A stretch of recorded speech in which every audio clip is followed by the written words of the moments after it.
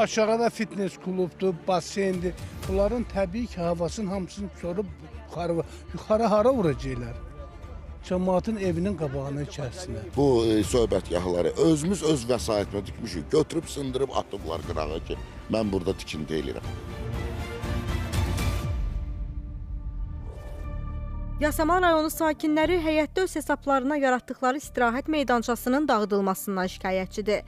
Qaynar xəttimizə müraciət edən vətəndaşlar bildirirlər ki, binanın düz qarşısında idman kompleksinə məxsus havalandırma sistemi quraşdırılır. Bu boyda binanın heç bir yerdə plaşatkası yoxdur. Uşaq çıxmağa, oynamağa, qocası durub istirahət eləməyə, qadın gəlin oturub istirahət, uşaq saxlamağa. Olan budur, bunu da bu vəziyyətə salıblar. Düz meydançasının ortasında öz dərinliyinə də fikir verdiniz. Bu təhlükədir. Qonşular yığılan bütün vəsaiti aldıq, işıqlandırdıq, elədik. İndi gəlirik ki, onu söküblər, bunu söküblər. Narkomanlardan tutmuş hər bir şeyə kimi şərait elədir ki, qaranlıqdır, sakitçilikdir. Gəlirlər, keçirlər, iynələr tapırıq. Valideynlərimiz deyirdi ki, gəlin burada, nə bilim, vaxt keçirin, telefonla az oynayın. Əvvəl burası çox yaxşı idi, belə basketbol qapıları var idi, beton əla idi, burada dümdüz yer, sürüşkən var idi. Vaxt keçirdi, basketbol oynayırdıq, futbol oynayırdıq, skuter, velosiped satışırdı. İndi hər yer dağıdıblar, heç nə eləyə bilmirik. Məsələ ilə bağlı müvafiq məhdud məsuliyyətli cəmiyyətə müraciət etdik. Amma ərazidə məsul şəxslərdən heç birini tapa bilmədik. MMC-nin direktoru ilə telefonla əlaqə yaratmağa çalışdıq.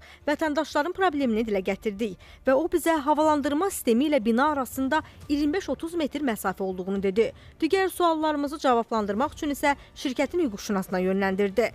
Yəni ümumiyyətlə layihələndirmədə orada hər hansı bir formada, yəni nə park, nə belə o istirahət güşəsi salınması nəzərdə tutulmuyor. Havalandırma Fövqəladə Hallar Nazirliyi ilə də, Ekologiya Nazirliyi ilə də onlar hamısı əvvəlcədən razılaşdırılmış formada olur.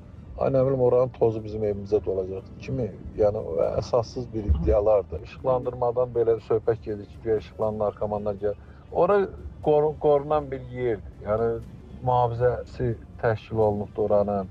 Məhdud məsuliyyətli cəmiyyətin hüquqşünasının sözlərinə görə Yasamal rayon İcra Hakimiyyətinin razılığı ilə ərazidə abadlıq işləri aparılacaq. Məsələ ilə bağlı Yasamal rayon İcra Hakimiyyətinin də mövqeyini öyrənməyə çalışsaq da sorğumuz cavablandırılmadı.